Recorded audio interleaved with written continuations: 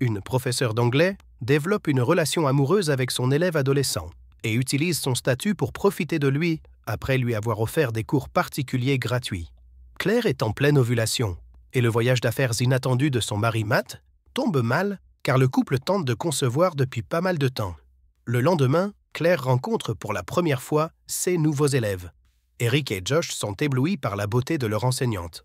Pendant qu'elle leur lit un poème, Eric fixe curieusement la femme. Plus tard, il se rend dans le bureau du directeur, M. Castillo, pour se renseigner sur la bourse d'études. Ce dernier l'informe qu'il devra obtenir un score élevé, et l'étudiant promet qu'il y travaillera. Cet après-midi-là, pendant l'entraînement de football, Logan voit Claire monter dans sa voiture et demande à Eric qui est cette femme séduisante. Il répond qu'il s'agit de leur nouveau professeur d'anglais. Un soir, alors que les trois amis sont dans un restaurant, Logan repère Claire au comptoir et lui dit qu'il veut se présenter. Bientôt, Eric et Josh le rejoignent à contre-cœur et s'assoient à côté de l'enseignante. Quelques instants plus tard, Logan et Josh partent. Eric et Claire se retrouvent seuls. Leur conversation dérive sur la demande d'inscription à l'université. Eric dit qu'il souhaite obtenir une bourse pour pouvoir aller à l'université du Texas.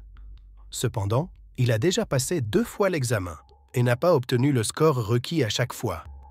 Claire suggère de lui donner des cours particuliers pour l'aider à réussir son examen. Eric accepte et la remercie pour son aide. Après le repas, elle lui propose de le raccompagner chez lui. Dans la voiture, elle mentionne que son frère, un policier, vit dans le même quartier qu'Eric. Elle passe ensuite une chanson à la radio et Eric s'étonne qu'une enseignante écoute ce genre de musique, la trouvant encore plus intéressante. Le soir, alors qu'elle est allongée dans son lit, Eric lui envoie une demande de suivi sur Instagram, mais elle choisit de ne pas l'accepter. Cette nuit-là, Claire fait un rêve dans lequel elle partage un moment intime avec son élève, dans le lit conjugal. Soudain, Matt la réveille et lui dit qu'il a pu prendre un vol tardif pour rentrer chez lui. Bien qu'il souhaite simplement aller se coucher car il est fatigué par le voyage, Claire lui dit qu'il devrait faire l'amour pour ne pas gâcher son cycle d'ovulation. Ce week-end-là, elle s'habille pour sortir. Lorsque Matt lui demande où elle va, elle répond qu'elle va bruncher avec Catherine.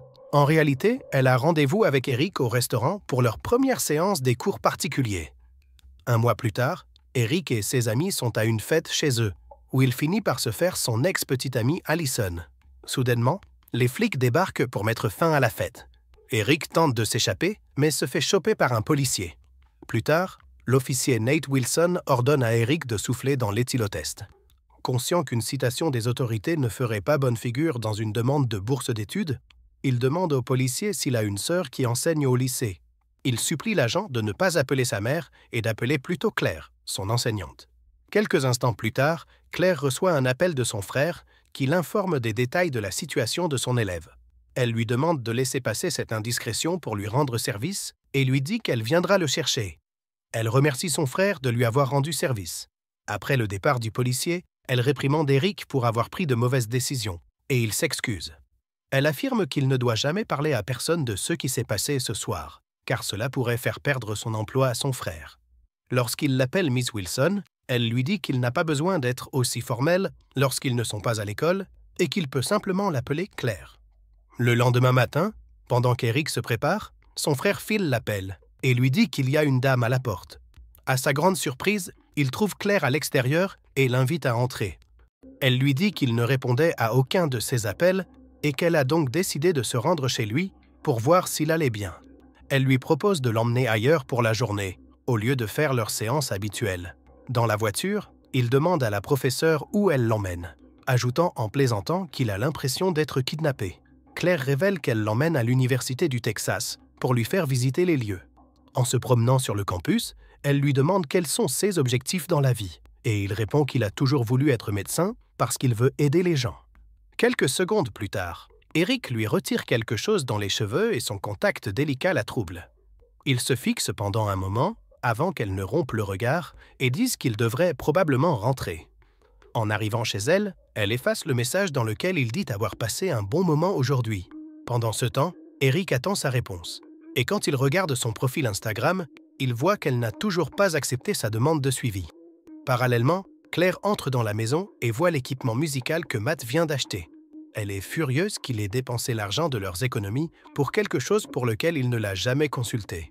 Vexé, Matt dit qu'il a toujours aimé la musique et qu'il a l'impression qu'elle ne le soutient pas. Pour mettre fin à leur dispute, elle s'en va. Ce soir-là, alors que Matt dort, sa femme prend son téléphone et accepte enfin la demande de suivi de son élève. Le lendemain, Eric aperçoit Claire devant une salle de classe. Il ouvre son profil et voit qu'elle a posté une photo avec une légende disant qu'elle s'est amusée hier. Prenant son courage à deux mains, il s'approche de Claire et lui demande s'ils peuvent parler, ce qu'elle fait en le conduisant à l'intérieur de la salle. Il lui demande si elle a reçu son message hier et elle répond par l'affirmative. Il la remercie de lui avoir fait visiter le campus avant de s'approcher lentement d'elle. Soudain, il l'embrasse sur les lèvres et la femme, surprise, le repousse et lui demande de partir. À regret, Eric commence à s'excuser pour ce qu'il a fait et quitte rapidement la pièce. Claire, stupéfaite, s'assoit à son bureau et se touche les lèvres, choquée par ce qui vient de se passer. Le lendemain matin, Eric se réveille d'un rêve où Claire lui fait plaisir dans une salle de classe avec ses camarades assis derrière lui. Ailleurs, Claire et Matt rencontrent leur médecin au sujet de leur chance de concevoir. Le médecin dit carrément à la femme que son utérus se détériore rapidement, ce qui la stresse. Après le cours d'anglais, Eric reste en retrait pour s'excuser une nouvelle fois de ce qu'il a fait hier. Le professeur insiste sur le fait que ce qu'il a fait n'est pas acceptable, car si quelqu'un découvre ce qu'ils ont fait, sa vie sera gâchée. Il promet de ne jamais rien dire à personne et demande si elle veut bien continuer à lui donner des cours particuliers. Consternée, Claire déclare qu'elle ne le fera plus et que ce n'est pas son problème s'il ne trouve personne d'autre. L'élève la supplie de reconsidérer sa décision, arguant qu'il n'a pas les moyens de se payer des cours. Sympathique, Claire cède, mais seulement s'il promet qu'il ne recommencera plus jamais ce genre de choses. Plus tard, Claire et Catherine aident les élèves à décorer l'espace pour le bal de rentrée. Elle voit alors Eric demander à Allison de l'accompagner, ce qui dérange manifestement le professeur. Le soir, Claire attend Eric pour leur séance de cours et se demande pourquoi son élève ne s'est pas présenté et ne répond pas à ses appels. Le soir du bal, Claire regarde avec jalousie Eric danser sur la piste avec Allison. Plus tard, elle lui demande pourquoi il ne s'est pas présenté à leur séance. Elle lui rappelle alors qu'il l'a supplié de continuer à lui donner des cours particuliers. Il finit par admettre que s'il l'évite, c'est parce qu'il ne cesse de penser à elle. Il ne peut pas l'approcher parce qu'il est trop attiré par elle, ne veut pas lui causer des ennuis. Quelques minutes plus tard, alors qu'Eric se tient près de la table de punch, elle lui lance un regard complice et se dirige vers la sortie. Eric la suit jusqu'au parking et monte silencieusement dans sa voiture. Elle l'emmène dans une zone déserte et éteint le moteur. Claire se tourne vers lui et lui dit qu'ils ne sont pas obligés d'aller jusqu'au bout s'il ne le veut pas. Mais Eric dit qu'il le veut. L'enseignante lui ordonne alors de se rendre sur la banquette arrière, où elle le rejoint bientôt. Elle finit par lui enlever son manteau. Ils s'embrassent et font l'amour. Après l'acte, Claire glousse dans sa voiture avant de rentrer chez elle. Le lendemain, Eric rencontre Josh et Logan et prétend qu'il était malade, ce qui lui sert d'excuse pour avoir quitté le bal plus tôt. Il réfléchit ensuite à sa nuit avec Claire et lui envoie un message. Mais Claire efface rapidement les messages sans y répondre. Le jour suivant, après les cours, Claire aborde Eric et lui propose de programmer d'autres séances de cours particuliers intenses. Elle lui propose de la rencontrer après l'entraînement ce soir-là et ils acceptent l'arrangement. Une fois ensemble, elle insiste sur le fait que si quelqu'un découvrait leur relation, elle aurait des ennuis. Claire fixe donc quelques règles de base, comme ne pas prendre de photos et changer son nom sur le téléphone d'Eric. De plus, Claire exige qu'il ne se voie qu'une fois par semaine, le lundi dans sa voiture. Le lendemain soir, Simbi, la mère d'Eric, sort pour un rendez-vous galant, laissant Eric s'occuper de ses frères et sœurs. Pendant ce temps, Claire boit un verre avec Catherine, qui remarque un suçon sur son cou. Peu après, elle se rend aux toilettes et regarde son reflet avant de prendre une photo de son décolleté. Elle l'envoie ensuite à Eric et lui demande de le voir, bien qu'il lui explique d'abord qu'il ne peut pas le rencontrer. Et il lui envoie ensuite un texto, lui proposant de se retrouver à leur endroit habituel. Une fois qu'ils sont ensemble, Eric hésite et lui demande quelles sont leurs limites, car elle vient de rompre les règles qu'elle avait imposées. Claire insiste sur le fait qu'elle avait envie de lui, mais il l'arrête encore, et s'empresse de dire qu'il ne la voit pas seulement comme un plan et l'apprécie beaucoup. Pour l'anniversaire d'Eric, Claire l'emmène en vacances dans un chalet pour passer du temps ensemble. Le lendemain matin, il se réveille et voit Claire au téléphone avec son mari. Claire dit à Matt que sa conférence a été prolongée. Eric lui rappelle que c'est leur dernière nuit ensemble, car elle va bientôt retourner avec Matt. Ils s'interrogent sur le véritable sens de leur relation et se demandent si elle n'est pas simplement le fruit de l'ennui, à l'image d'une femme au foyer stéréotypé. En réponse, Claire dit qu'elle a mis toute sa vie en danger pour être avec lui et qu'elle adorerait rester ici ensemble, mais que ce n'est pas possible. En entendant cela, Eric s'excuse et tente de la réconforter, l'assurant de son amour et de son affection. Peu après, ils rentrent chez eux et Claire assiste au premier concert de Matt, accompagnée de Catherine. Cette dernière se demande si elle a eu une liaison. Claire le nie au début et hésite à révéler l'identité de son amant. Catherine persiste à demander, promettant de garder le secret.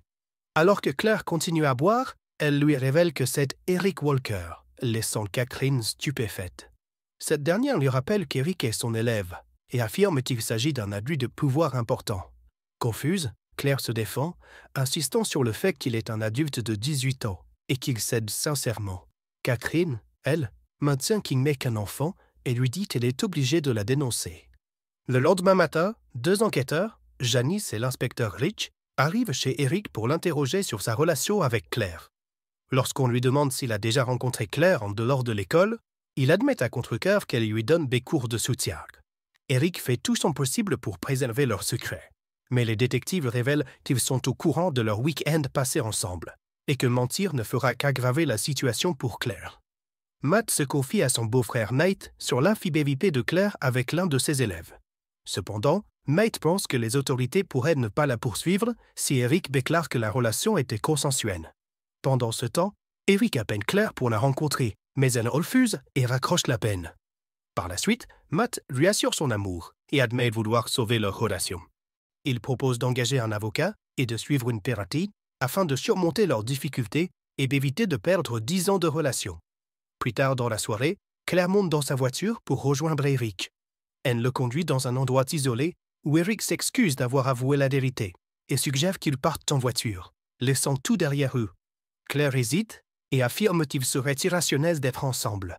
Mais Eric reste optimiste et ils se rendent dans un motel. Mais à ce moment-là, Claire reçoit un appel de son frère, Nate. Il s'inquiète de savoir où elle se trouve et l'avertit qu'elle risque d'être accusée d'enlèvement. Néanmoins, Claire rejoint Eric dans la chambre du motel pour boire un verre et renouer avec lui une dernière fois. Le lendemain matin, Eric vérifie son téléphone et trouve plusieurs appels manqués de sa mère, de Josh et de Logan. Claire se réveille et appelle Eric, se rendant compte qu'il est parti. Plus tard, Eric rentre chez sa mère et pleure dans son lit, tandis que Claire se rend au commissariat. Quelques mois plus tard, Eric va à l'université et rejoint une fraternité avec son vieil ami Cody et d'autres nouveaux amis. Ils sont tous en admiration face aux exploits d'Eric et le considèrent comme une légende car il a géré sa professeure, mais Eric ne semble pas très enthousiaste à ce sujet. Après 6 mois de prison, Claire est enfin libérée. Son divorce avec Matt est presque finalisé et elle vit avec son frère Nate. Elle s'efforce de retrouver une vie normale et se rend dans un magasin de vêtements pour demander un emploi. À l'improviste, Victoria, la mère de Logan, aperçoit Claire et l'accuse bruyamment d'être une prédatrice. Accablée de honte, l'ancienne enseignante quitte précipitamment le magasin, le cœur lourd, et peine à retrouver son calme. Bien qu'elle ait purgé sa peine, Claire se retrouve ostracisée par presque tout le monde. Plus tard dans la soirée, les tensions explosent pendant le dîner. Alors que Claire partage les événements de la journée, Lisa se demande si elle devrait être surprise par la réaction de Victoria. Cependant, cela conduit à une dispute entre elles, qui finit par impliquer également son frère. De plus, Claire semble n'avoir tiré aucune leçon de ses expériences, puisqu'elle va jusqu'à dire que c'est Eric qui l'avait cherché en premier, se considérant une victime. Nate confronte Claire et l'exhorte à assumer la responsabilité de ses actes, soulignant que son enfance troublée ne peut justifier ce qu'elle a fait. Au lieu de prendre une décision raisonnable, Claire envoie un message à Eric et lui donne rendez-vous chez Nate. Au cours de leur conversation, Eric se reproche ce qui s'est passé en se remémorant le bonheur qu'ils ont vécu ensemble dans le passé. Alors qu'Eric exprime ses envies pour elle, Claire reprend ses esprits et prend ses distances, lui rappelant que sa présence nuit à sa liberté conditionnelle. Ensuite, elle fait ses valises et retourne vivre chez son père. Quelque temps plus tard, Claire et Matt signent les papiers du divorce. 10 années se sont écoulées. Il semble que Claire ait trouvé la stabilité dès qu'elle soit allée de l'avant. Elle est maintenant heureuse en mariage avec un homme nommé Jeffrey et ses 2 enfants. Cependant, une rencontre inattendue à l'épicerie a donné lieu à des retrouvailles inconfortables entre Eric et Claire. Quelques jours plus tard, Eric reçoit un message de Claire, lui demandant de le rencontrer pour déjeuner. Au restaurant, Eric confronte finalement son ancien professeur. Il reconnaît que leur relation a eu un impact profond et dévastateur sur sa vie, révélant les détails du comportement prédateur de Claire. En outre, il souligne que c'est souvent elle qui a été à l'origine des moments intimes de leur relation. Pourtant, elle est toujours dans le déni de ce fait. Eric ajoute qu'il a perdu plusieurs années de sa vie en se remettant de ce traumatisme. De plus, il souligne que si sa vie a été essentiellement brisée par cette épreuve, Claire, elle, est allée de l'avant. Malgré les excuses de Claire, il semble y avoir un ton sous-jacent d'auto-victimisation dans ses paroles. Elle affirme que la vie a été tout aussi difficile pour elle et mentionne les difficultés qu'elle rencontre pour trouver un emploi stable ou pour participer aux réunions des parents d'élèves. Claire ajoute qu'elle craint que son passé ne soit facilement dévoilé et qu'elle perde son foyer. Quoi qu'il en soit, Eric n'est pas disposé à prendre en compte ces justifications. Enfin, il affirme que Claire continue à faire de la situation une affaire personnelle, sans tenir compte du fait que c'est lui qui en a le plus souffert. Eric dit qu'ils devront tous deux vivre avec les conséquences du passé et s'en va.